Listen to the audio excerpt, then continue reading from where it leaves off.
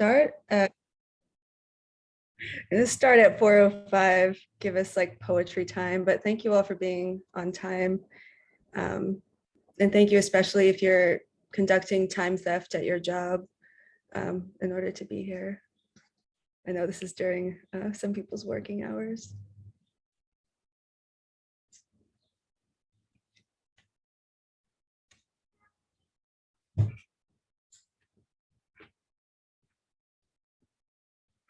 Yeah, stealing time for poetry.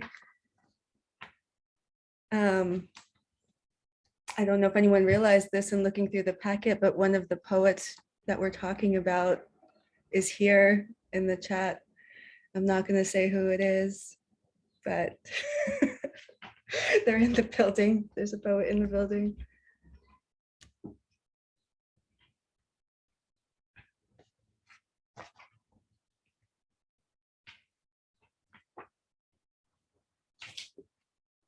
My cat really wants to be part of the workshop, totally ignoring me up until I started the Zoom, and now wants to hang. Hey. All right.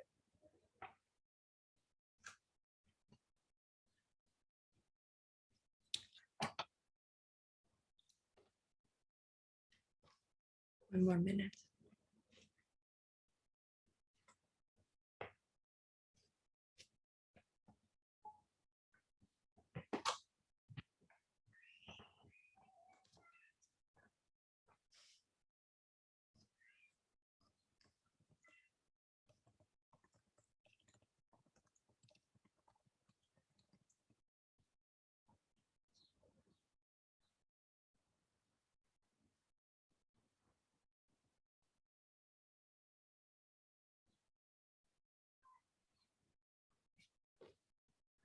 All right, we're going to get started, and please excuse any interruptions of me letting folks in who are latecomers. It's the nature of the beast.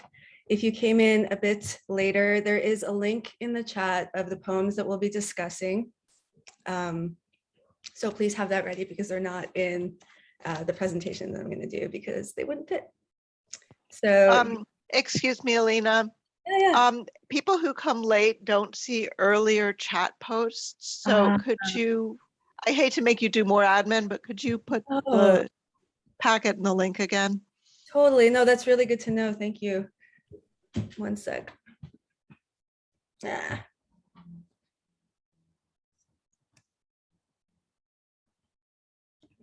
Maybe I'll have to periodically remember to do that. Okay. I can try to remember if I see a new person to put it in the chat. Oh, thank you. That's so not your job, but I appreciate it. Hopefully I'll remember. I'll try to multitask as best I can. Okay.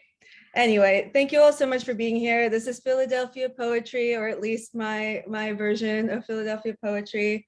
We'll be going through the poems in the document in order. And yeah, let's get started. So I wanted to pull up this Alice Notley quote that seems like very heavy and weighty, and Alice Notley herself has said that like she doesn't know if she believes this, but I thought it was a pretty cool way to frame this discussion. I'm not sure if everyone here is from Philly originally. I'm not, but I've lived here most of my life. Consider it home, and definitely consider it like spiritually, emotionally, in other ways beyond just like the place that I happen to pay rent, as being a city that very much influences my writing. So we're going to go through some examples from myriad, all Philadelphia-based poets, and talk about the ways that they interpret their Philadelphia-ness. And we're going to do some exercises along the way. So first, a little note on the vibe. As the description mentioned, this is open to all experience levels, but I wanted to frame a bit of where this workshop's vibe is coming from. So just to summarize a bit, I'm very much influenced as a poet by the New York School movement, which is a group of poets and artists that were living in Manhattan in the 50s and 60s.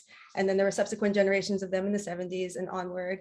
And they were very witty and conversational in tone. They focused a lot on daily city life, So more like everyday moments, humor, spontaneity, pop culture, basically anything that entered their orbit when they were walking around. They were seeking to capture life as it happened. So it wouldn't be uncommon for a New York school poem to mention a particular intersection or a subway stop or name drop a favorite bar or a person that the poet knows. And as readers, we may or may not recognize that person. And they may talk about what they had for lunch and where they had it, with the assumption that either you know what they're talking about or they're going to talk about it anyway. And I kind of love that way of writing, instead of kind of like big universal things that everyone might recognize, just talking about your city as you experience it, as you see it, as if you're talking to a friend or something like that. So in this workshop, I try to draw from those elements of poetry because I think it's a really cool and accessible inroad for writing. And the work of the poets that we read today will help us sketch out our poems. And there's also going to be some optional homework along the way. I tried to cram as much as I could into an hour, but there's some things that I thought we just couldn't get to that if you'd like to, you can continue on after this workshop is over.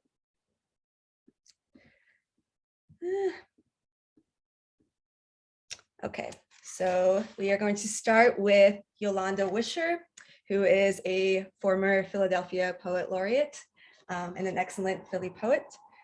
Oh, thank you, Jody. So would anyone, you don't have to be on camera, but would anyone like to read this poem out loud to the group? I think poems are best experienced when they're read out loud before we discuss them. Does anyone want to give it a shot?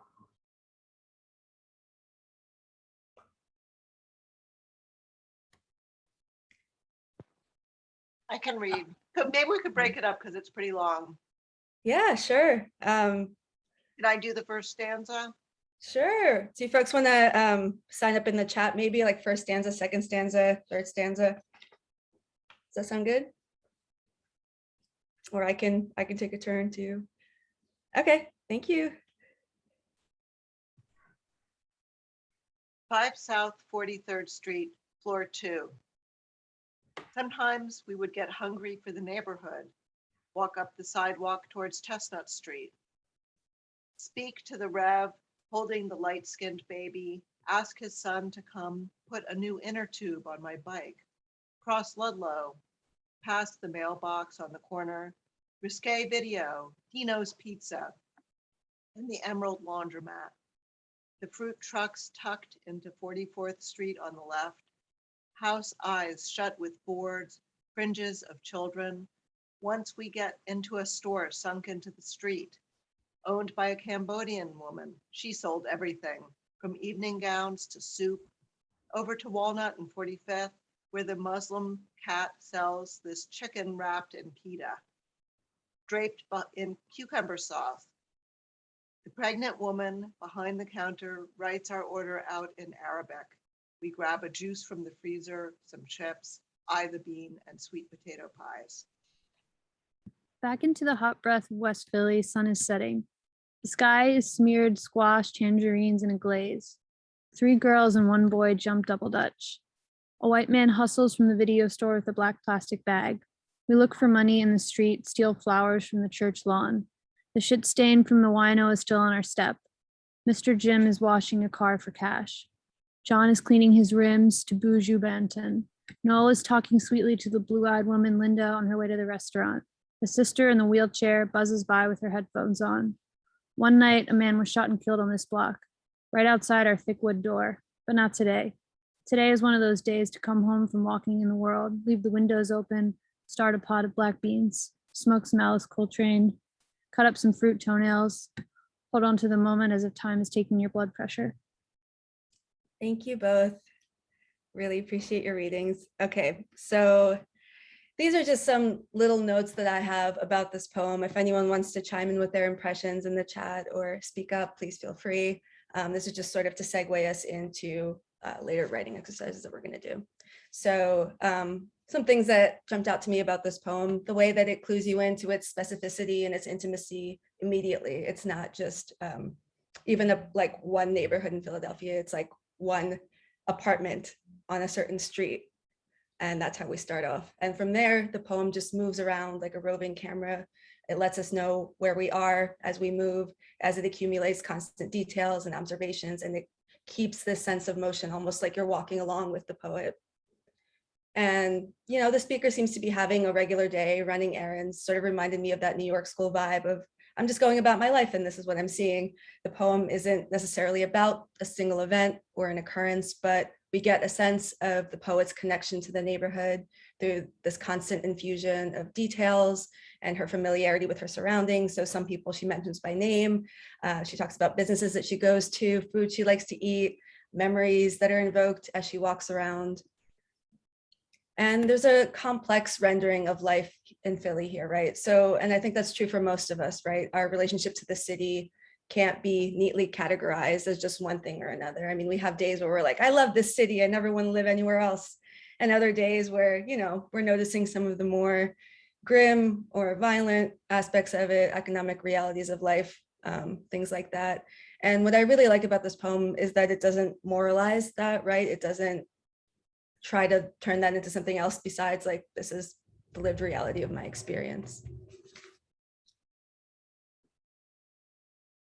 So with that in mind, I thought we could attempt to sketch out some sensory associations of our blocks or our neighborhoods.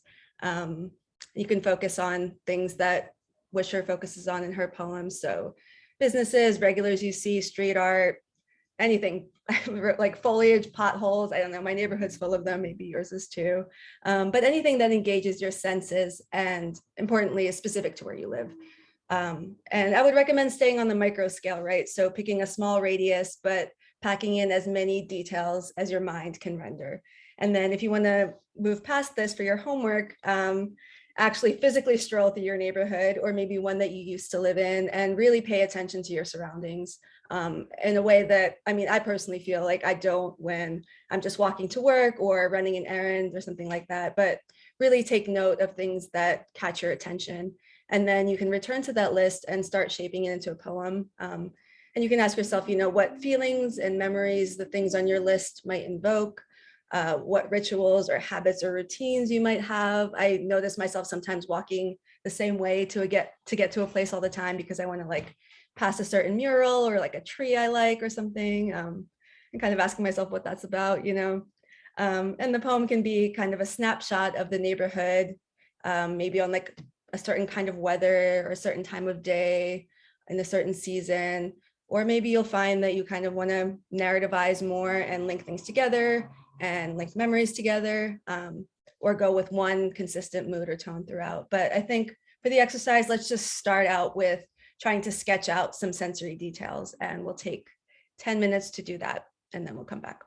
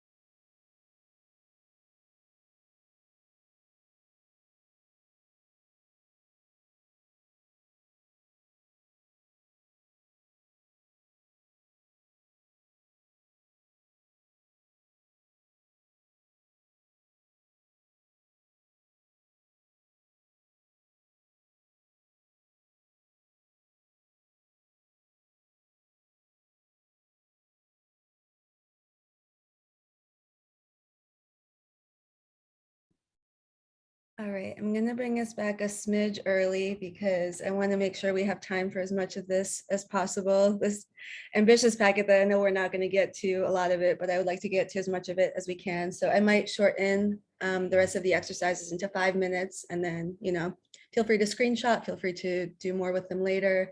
But I thought we could keep moving along. An hour goes by so quickly, and I'll end a little late too to make up for the 5 minute delay in starting.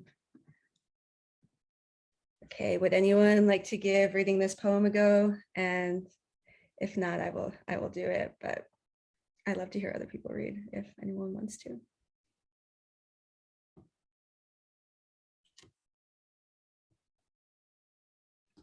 Do we have a volunteer in the chat? Yes, please, Faye, we'd love that. Sure, thank you. West of Philly. They asked me to write a poem like a lush life, a Johnny Hartman poem, a poem that would make your fake eyelashes fall off, a poem with the city all up in it, a poem, a matter of fact, like a city, one that can only be reached by train. Yeah, write us a poem like a train, but not like Coltrane. Just write a Coltrane poem that contains the essence of the city, the way the horizon sounds like Elvin Jones playing cymbals and trash trucks. I mean, just write a poem that contains the essence of West Philly, a poem you've already written. Write that. Yeah, write a recycled Philly poem about a Philly that doesn't exist anymore. Write the sequel. Write a new Romancing the Stone, but set it in Philly, starring a Black woman poet and a Belizean sailor. Write the scene where your angry neighbors shut down a fast food joint with Danny DeVito or those Motley kids. Discover the smirking mouth of a creek buried under 43rd. Make sure it's juicy with brotherly love, that other stuff. Drop in a cheesesteak, but make sure it's gluten-free because our audience is particular. Like people who don't like poetry. Not that you can't write what you want, but for now, just write it like you love every damn inch of the city, even the hawks and vultures and raccoons, and the characters like knives sharpened by the week, or the fruit bruised and first frosted.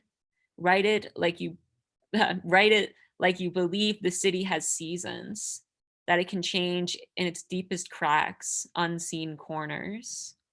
Write like you know these corners. You know why this building is painted pink, why this one is empty, why this one is a missing tooth on the block. Write it like you know what it's like for a tooth to be taken. Write it like you know what it's like for a home to be lost, or try writing it like you carry the voices of lost homes to bed with you, like they are evidence and you are a detective, like they are memories and you are a family. Write it like you can see beyond seeing, like you know the origin of shoulders sharp as javelins, can decode three-pointed stars hunched under the streetlights, like you are related to the men selling socks and incense, oils and belts, like you can read the compass on their faces, like you can recreate the arpeggios of the one-eyed singer or the $200 upright with beer-colored keys at the thrift store. Just write a poem like a secondhand store full of dishes and leather jackets, vibrating with the leftovers of people, bleeding in a solidarity with a woman in a ripped red sweater like an ear, wailing in the street one summer night. A poem full of peach seeds and lightning bugs, a poem that can change the color of the sky. Thank you so much, Faye, for that awesome, terrific reading of an awesome, terrific poem. So I wanted to set these two poems in contrast to each other, or not in contrast, kind of in conversation with each other, right? So this poem, I think, goes a little further in on defying, kind of reducing a city or a neighborhood into a caricature. It directly addresses a couple cliches and stereotypes about Philly, most obviously like cheesesteaks, things like that, and also bears witness to how the city has changed, how this part of the city has changed, continues to change as a result of gentrification, and also making clear that the things about the city that other people or that we ourselves might find to be faults or flaws shouldn't be written out of the poem, shouldn't be sanitized, and shouldn't be ignored. And I think this also speaks to kind of rejecting the notion that any poem can capture a city's essence, and also capture a city's essence in a way that's entirely pleasing or palatable, which there's nothing wrong with writing a celebratory, beautiful poem about a place. But is that really the way that, we see a place all the time? And especially, Yolanda Wisher, who's a Black woman living in Philly, this poem speaks to not wanting to erase or flatten someone's experience. And I keep talking about kind of like writing a poem the way that someone else would want to write it for a reason. There's a quote from Yolanda that I'll share after this that speaks to the fact that someone actually commissioned a certain kind of poem, and she wrote this poem in response to that, which I thought was delightful. And I also love the way that this poem kind of rejects the idea that a poet needs to have some kind of like sublime knowledge or revelation that they impart to the reader. And I think that can be really liberating in terms of our own approach. If you're writing a poem about a city or a place, you don't have to impart a certain message or revelation. And in fact, you can write against or in response to certain assumptions or expectations about how we should convey our stories and our experiences, which I think this poem does really cleverly and really beautifully. So in Wisher's words, she talks about how an editor asked her to write another poem just like the first one that we read, and she struggled with how to approach it because that block has changed so much. And I love that she says this: after a week or two of stewing, I had a breakthrough. I finally found the words to rewrite the place where I had once lived. When I submitted the poem to the editor, he said I'd made a mockery of the assignment, wasted his time, and refused to publish it. At first, I was shocked and hurt, but then I came to adore this notoriously rejected poem, which exposes the absurdity of the assignment, the limitations of memory, and the edges of poetry's ability to bear witness to the raising loss of neighborhood culture through gentrification. So, where the first poem kind of has more of like a celebratory slice of life kind of vibe, I see this one having more of a kind of defiance and a kind of, no, look at this, I'm going to make you look at this. I don't know how to say that in one word, but that's something that really stood out to me about this poem as well. So I thought it would be interesting to share two poems about Philly from the same poet, just so you can see different ways, or not different, kind of, varying ways of approaching. So we're going to move on to some poems by Gina Myers and Ryan Eckes. I don't know if Gina's here in the chat. I don't want to put her on the spot. Oh, Gina will read her own poem to us. Thank you, Gina. Sure. Risk transfer. South Philly Front Stoop Social Club. We share. Wow, I'm sorry. Let's start over. South Philly Front Stoop Social Club. We share some beer and laugh into the night, words failing in our need to express our fears or why we're sitting here waiting on the destruction of everything. How much is a concept of security worth to you? By which I mean, fuck the police. Existence legitimized through buying power, public space closing in favor of commercial development. The city calls its citizens taxpayers and installs dividers in the middle of park benches to keep people from lying down and staying too long. We sit on the stoop and ask, who said love can save us? Can love save us? The day passes before us. Shards of glass and splintered wood scatter across the street as the garbage truck crushes an old mirror and lets the refuse fall.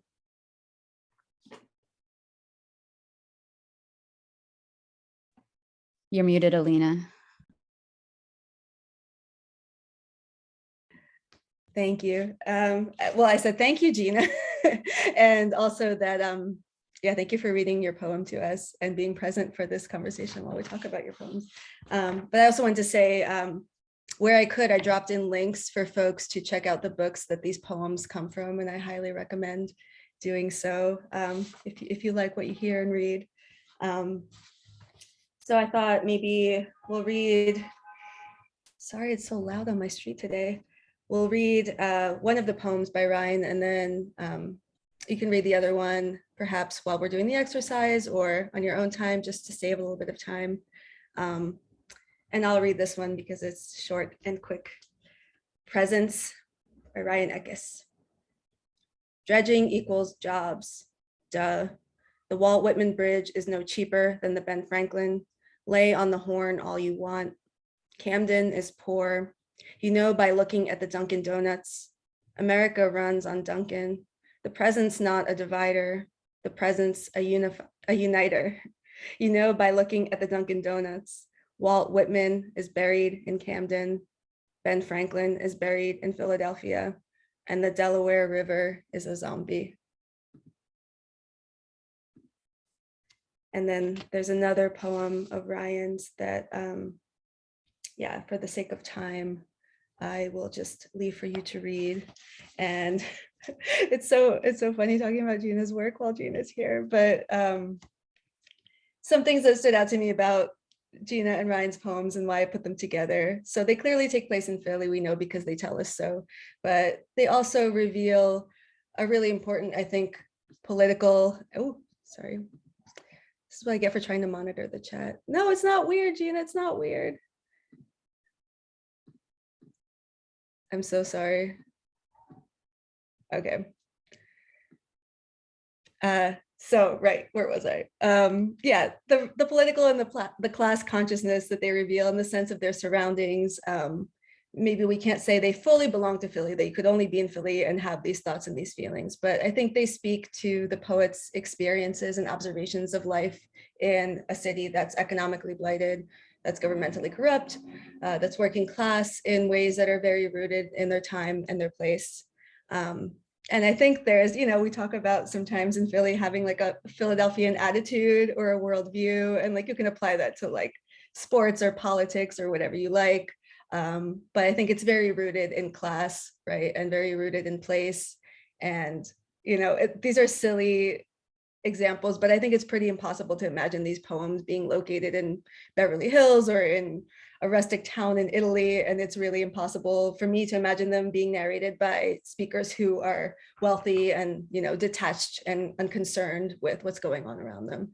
So my point here, my point in sharing these poems, beyond the fact that these are two Philly poets who I think are terrific, is that another way to approach writing about a city, right, is to think about beyond iconic landmarks, beyond food, beyond other identifiable markers that we maybe thought about in the last exercise. Another way to consider what it means to be in a city and of a city in a way that kind of speaks more directly to living there instead of just passing through, is to write into a city's socioeconomic and political realities, whatever that might mean for you. So weaving in broader concerns and social consciousness in with, again, this kind of return to daily life occurrences, thoughts, feelings. And I think these two poems that we looked at are good examples of how to do that.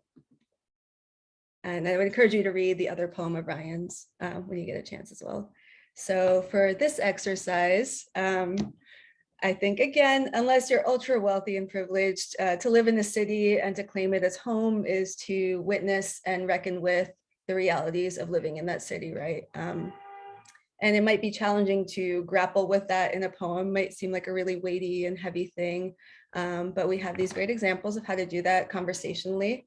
And I think there's also ways in that we can start to think about that. So I give some examples that you can take or leave, you know, maybe you had an encounter with cops at a protest, maybe you got into a bike accident because of this city's endless potholes. Maybe you got into an argument with your racist neighbor. Maybe you are buying a house in a gentrifying neighborhood. Oh, someone's here. Okay. Could someone please reshare the document link if you're able?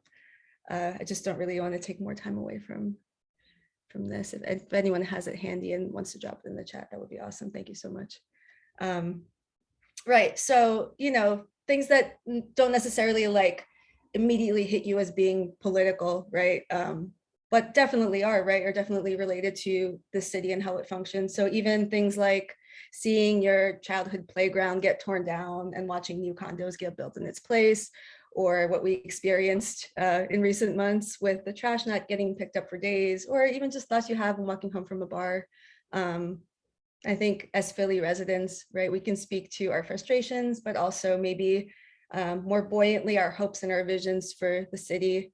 So I thought we could take a minute to think about some experiences that we can draw from living in the city in this time in history, if you want, or sometime in the past, if you prefer.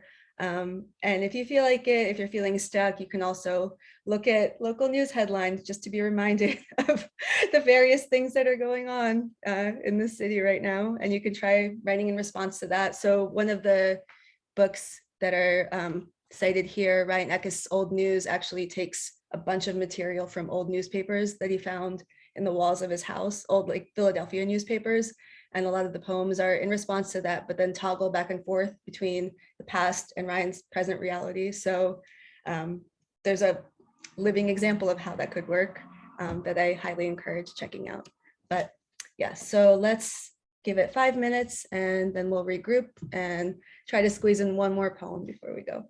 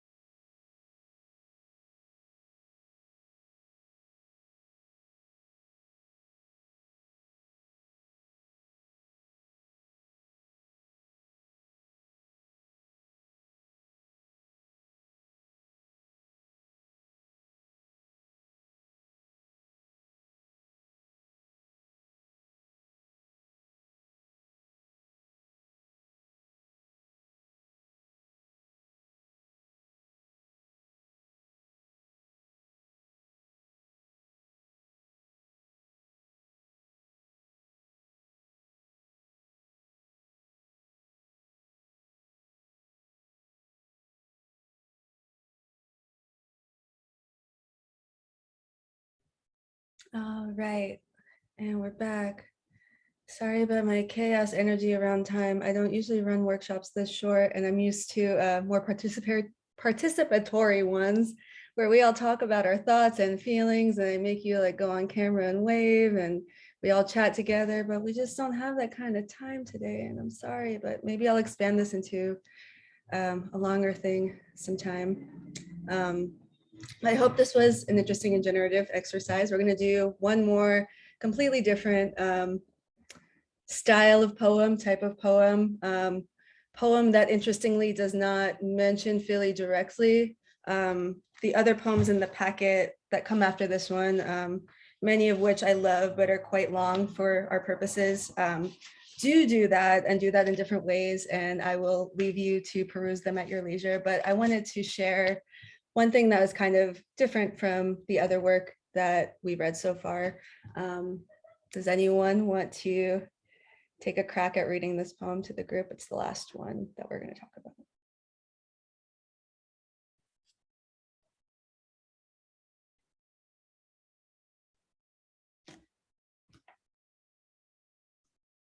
I'll do it. I guess it's my turn. Okay. And I don't know how to say this title. I should have asked Todd. Adipocere, by Todd Dillard. A corpse will shirk the chore of putrefaction given the right conditions. Airless, damp, like a secret stalling behind sealed lips. Darkness only the dead know. Time enough forgone to metamorph into forgotten. Skin cells and lipocytes shed their water. Bacteria feast until a grave wax encases the body, and so sealed, the body remains. So perfect is the preservation. Evidence of a life lived lingers. A turnip's ponderous forehead lost in intestinal coils, the moon-scarred lungs of tuberculosis, the blue hand-shaped bruise of a murderous father. Once in the 1800s, a doctor scraped the residue off a mummy's tender skin and shaped candles out of it, convinced the wax was man-made and not man. Imagine how the flames must have guttered as the physician delved deeper into the body, seeking the source of this miracle repose, not realizing the answer danced overhead, burning bright, showing him the way. So maybe some of you are like, WTF, what does this have to do with Philly? And maybe some of you recognize, yes, Amy Beth, got it immediately. So to that end, you know, sometimes we get sick of writing about our interiorities and ourselves and our lives and our stresses. So I wanted to include an example of another way into writing a Philly poem through an ekphrastic, which is basically a reflection or an observation of a work of art. And in this case, I think that work of art can be something that's located in or depicts Philadelphia specifically. And ekphrastic poems can be about, you know, it can be about a painting most obviously, but also a building or live music or other performances. In Todd's case, he's looking at a medical oddity, right? And in a very meta moment, I wanted to mention, for those who didn't know, that Tom Devaney's poem Blue Stoop is in fact an ekphrastic poem. It's written after a Zoe Strauss photo. And so this organization that is hosting the workshop that we are having together is in fact part of this ekphrastic tradition, if you think about it. So look at the things that can result, look at the ripple effect that a work of art can have, right? And I also, again, you know, not to harp on like avoiding cliches and things like that, but I think, you know, we don't have to stick to the obvious, right? We don't have to write about the Liberty Bell or the Love statue, but I think that could be fun if you can find an unexpected way to include them, right? But we're very fortunate to live in a city full of eclectic and distinct and often weird and often interesting art experiences. And some that came to mind for me were Isaiah Zagar's mosaics and Steve Powers' murals with like the big text on them that you can see from the L. And the Toynbee tiles that no one quite knows like where they came from or what they're doing. Seeing Sun Ra Orchestra do anything. I saw them play at the Woodlands and just really wanted to write a poem about it and haven't yet. But this can also, you know, so there's the experience itself, there's you witnessing the thing, but there's also an opportunity to bring in outside research into the poem, right? If you're writing about a work of art and you don't know how it got there, or you don't know much about it, you're writing about a building or something like that, it's a cool opportunity to kind of, go even further outside of yourself and see what other people had to say about the thing or the artist had to say about the thing. And it can lead to some interesting results. So yeah, as mentioned, I talked to Todd about this poem a bit, and he, of course, took inspiration from the Mutter Museum. And he said, when I moved to Philadelphia and discovered there was a whole museum dedicated to human medical anomalies, I had to go and was immediately a fan. And he talks about how he researched a lot of the stuff there, but kept coming back to the soap lady and the metaphor that she invoked in his mind. And that's how this poem came to be. He also says some other beautiful poetic things here. I'll let you read for a second.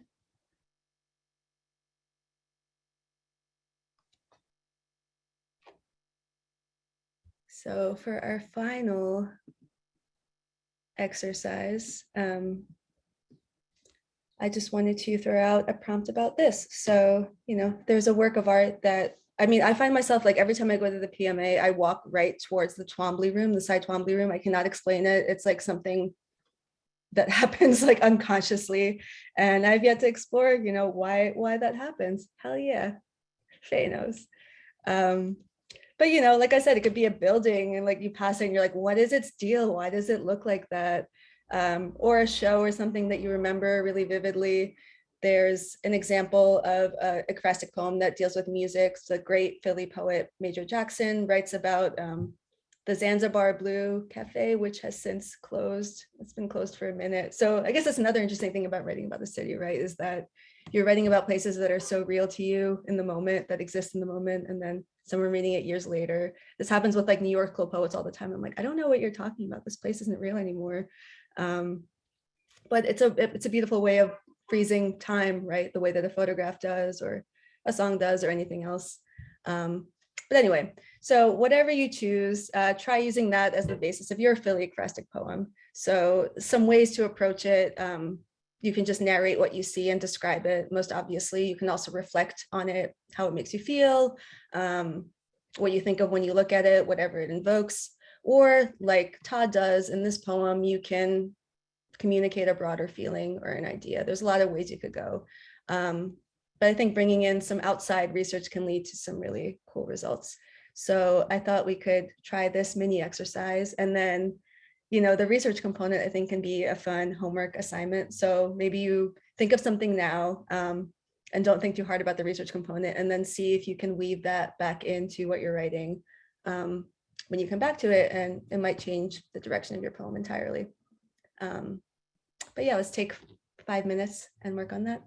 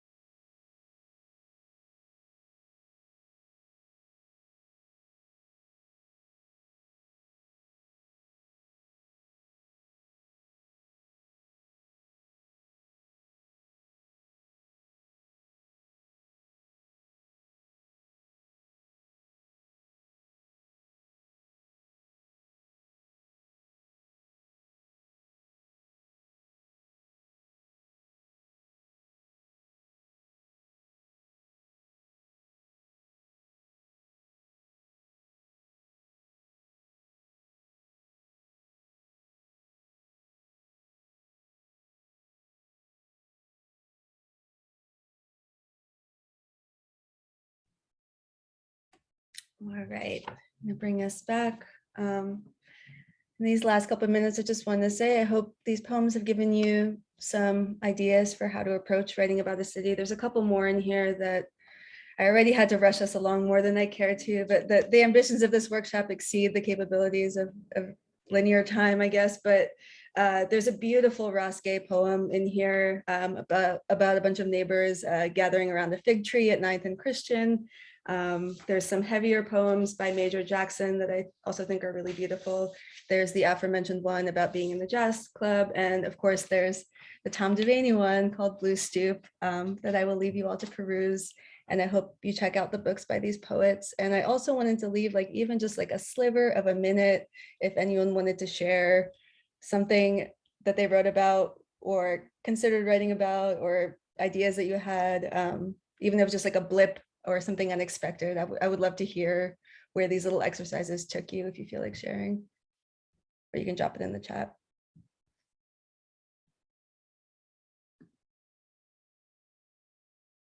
Oh, thanks, Lydia. I'm glad to hear that. Does anyone want to share anything? You don't have to share your writing. I just mean like I wrote about this or something. I just like, I think it'd be cool to hear.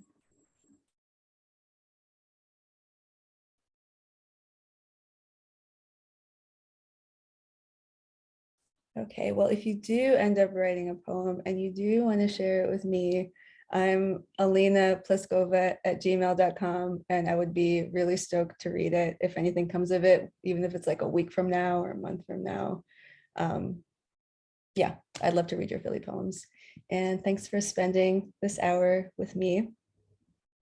I guess that's it. Thank you.